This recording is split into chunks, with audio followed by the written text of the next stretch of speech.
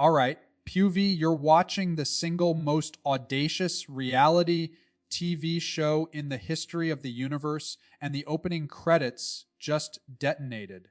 Forget everything you thought you knew about far away.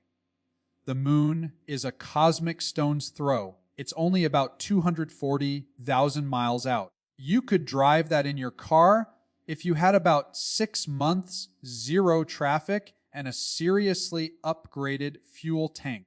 But here's the mind-blowing part: that distance is the entirety of human spacefaring history. Every footprint, every flag, every O1 small step has happened inside a bubble smaller than the gap between Earth and its single, lonely moon. We've been toddlers splashing in the cosmic shoreline. Artemis II. This is the crew that's decided to wade out past the breakers for the first time in over 50 years.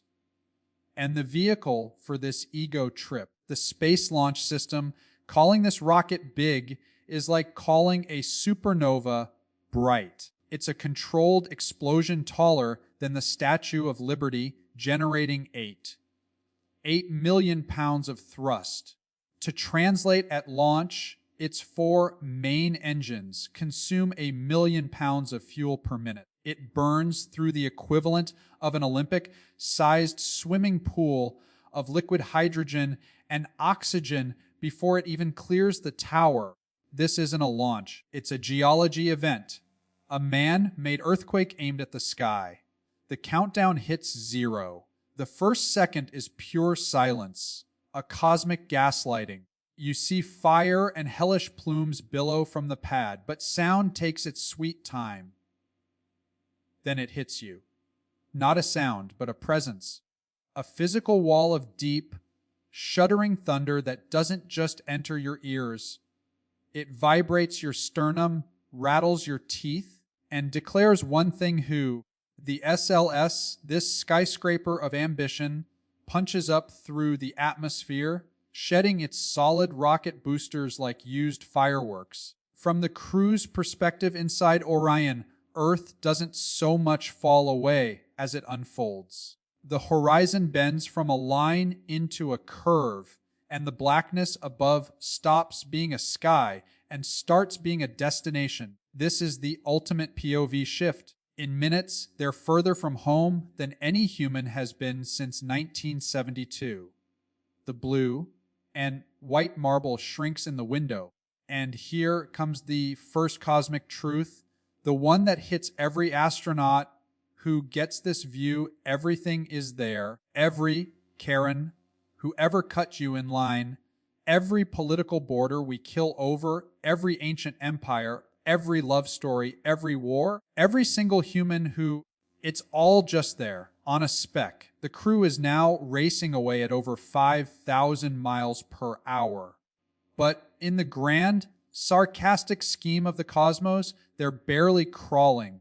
Consider this wow fact: the light from your screen, traveling at 671 million miles per hour, could make the round trip to the moon and back in about 5 seconds. The Artemis II crew will take roughly 4 days. We are, cosmically speaking, painfully, embarrassingly slow. Our greatest speeds are a snail's pace in the cathedral of space. As Earth shrinks to a perfect blue marble against the infinite velvet black, a profound silence descends inside Orion. Not just an absence of noise, but the active, heavy silence of deep space. The kind of silence that has existed between planets for billions of years. They are now further from humanity than anyone in over half a century, suspended between the world of their birth and the ancient, gray world of their... So what's next? The moon isn't the goal, it's the doorway. The real mission begins in the void between. As Earth becomes a jewel in their rear view, what raw, unfiltered cosmic truths are about to whisper to them in that endless quiet? What does the universe look like when your only home is a fragile capsule and your entire species is just a pale blue dot in the rear facing camera? All right, buckle up. The fireworks are over. Now comes the part you never see in the movies, the math, the cold, silent, perfect math that takes a screaming metal tower and turns it into a ballet dancer, pirouetting through a minefield of gravity at 25. Forget steering wheels. In space, you don't drive, you fall. With style, the crew is now coasting. The engines are off. Outside, it's the pure, absolute silence of the cosmic ocean. But inside Orion's computers, it's a screaming symphony of calculus. They are on what engineers call a trans-lunar injection, or TLI. Think of it like this: they're not flying to the moon. They're throwing themselves at it so precisely that they'll miss. Let that sink in. The entire goal is to miss the moon by about 400 miles. Here's the cosmic cheat code they're using: orbital mechanics. It's not about power. It's about precision. It's the universe's original hack. You use the gravity of one body, Earth, as a slingshot to fling you toward another. The SLS didn't give them enough speed to just go to the moon. It gave them just enough to climb out of Earth's deepest gravity well and into a no man's land where the moon's gravity can take over. Whoa fact, the energy required to get from the Earth's surface to low Earth orbit is about 10 TMs. The energy required to go from low Earth orbit to getting off this rock is the hardest part. After that, the solar system is weirdly accessible. It's like paying a massive cover charge to get into the club, only to find all the drinks inside are free.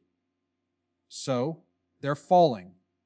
But toward what? Their trajectory is a long, lazy oval called an orbit. Right now they're at the perigee, the low point. As they coast, they'll slow down, climbing to the highest, slowest point, the apogee, which by insane design will be precisely behind the moon. But they're not alone in this silent dance. Orion is their lifeboat, their spaceship, and their reality for the next 10 days. This isn't your grandpa's Apollo capsule. It's a technological fortress. The service module, their engine, their power plant, their lungs.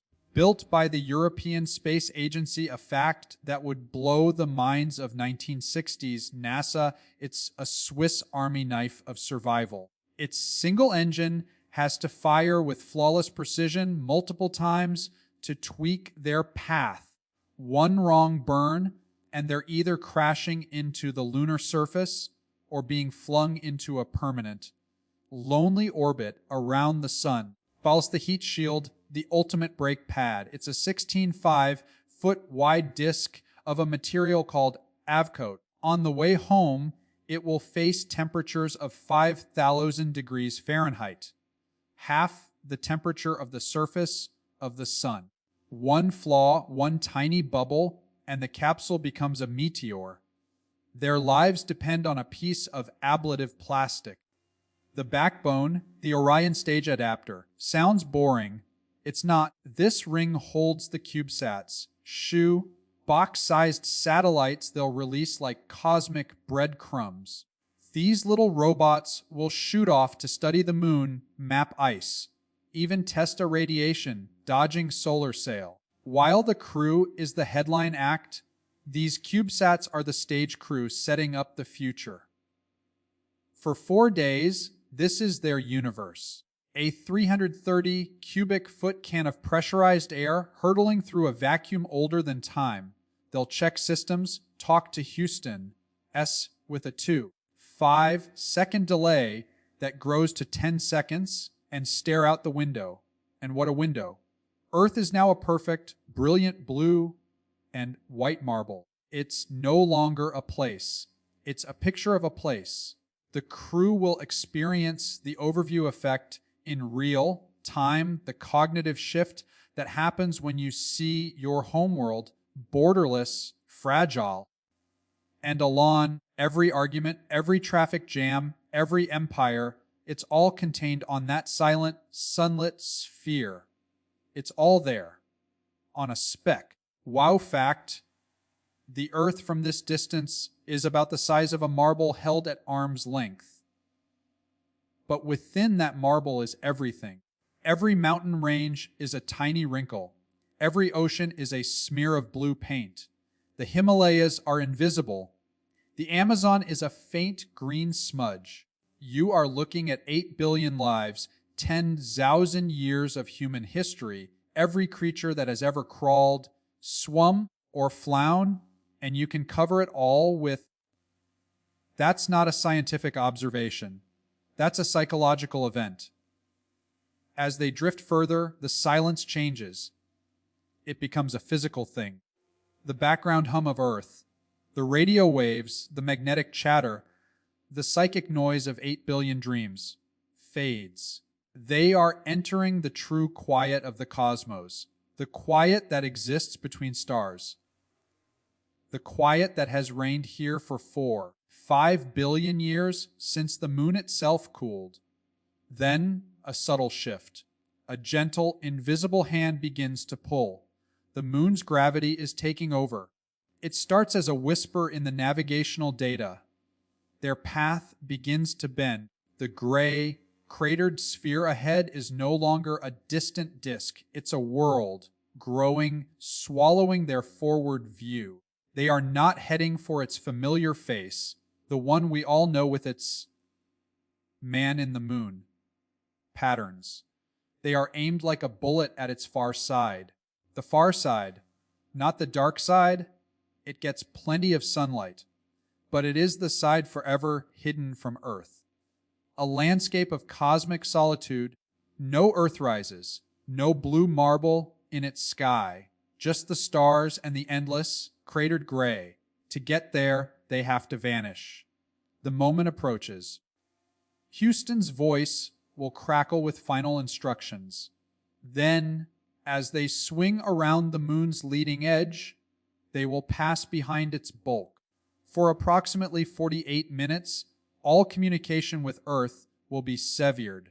Radio waves, traveling at the speed of light, cannot penetrate 100 miles of solid rock. They will be more isolated than any humans have been since Apollo 17 in 1972. They will be alone in every sense of the word. The entire human species, its noise, its politics, its love, its hate, all of it will be blocked by the silent, airless rock of our moon. In that silence, the only sound will be their own breathing, the only light, the sun glaring off the ancient highlands outside. They will fire the engine on the far side, a burn that sets up the return trip, a burn that no human eyes on Earth can witness or confirm. They will be utterly on their own, guided only by the math they brought with them and the skill in their hands. They are about to cross the ultimate threshold, not just a physical one, but a sensory one. And then they are gone. For 48 minutes, Earth loses its children. The 4 members of Artemis II vanish behind the moon, a cosmic game of hide, and seek where the seeker is an entire planet blind and deaf. The last human voices they heard were from Houston. The next ones will be their own, echoing in a metal surrounded by the most profound silence in the solar system. The burn happens. On the far side, in that radio blackout, they fire the Orion's main engine. It's not a Hollywood explosion. It's a controlled, precise push. A few minutes of thrust that changes everything. This is the maneuver that slingshots them around the moon's gravity, bending their path back toward home. No one on Earth sees it. No one confirms it. For those minutes, the success of this multi-billion-dollar, multinational mission rests entirely on 4 people, some pre-programmed math, and a Mac.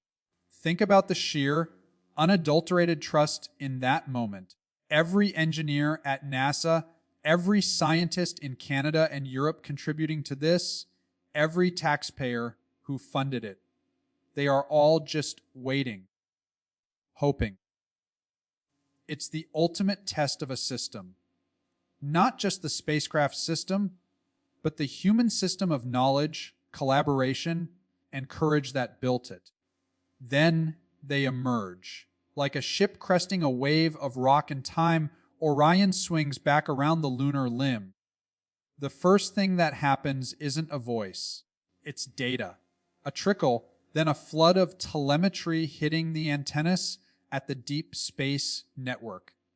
Hearts in Houston resume beating, and then, crackling through the static, a human voice from 250,000 miles away, Orion, Houston. We have you back. Good burn. They are no longer alone, but they are forever changed. The human meaning, this ain't just a moon check in. Let's be brutally direct. Artemis II isn't the destination. It's the driveway, the test run, the let's make sure this crazy spaceship we built actually works before we try to land the thing mission. But its purpose is bigger than a systems check. This is the stepping stone to Mars. POV, you're not just looking at astronauts around the moon. You're looking at a beta test for a Mars transit. The distance to the moon is about 240,000 miles. Mars, at its closest, is about 35 million miles. That's not a step up.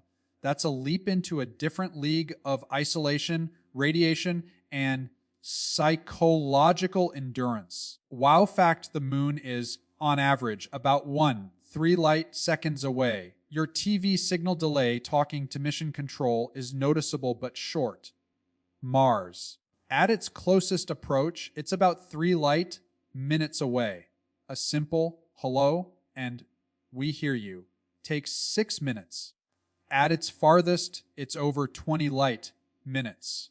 You can't have a conversation. You send an email to space and wait half an hour for a reply. Artemis is where we learn to operate with that lag, that disconnect, that ultimate responsibility placed on the crew.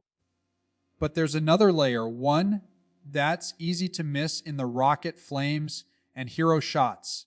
This mission unites global ambition under a single peaceful exploratory banner. The Orion spacecraft uses a European service module built by the European Space Agency. Canada built the smart robotic arm for the future Gateway Station. This isn't a 1960s measuring contest between two superpowers.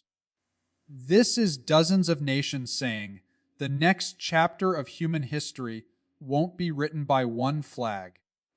It'll be written in the language of physics, and we all want to be fluent.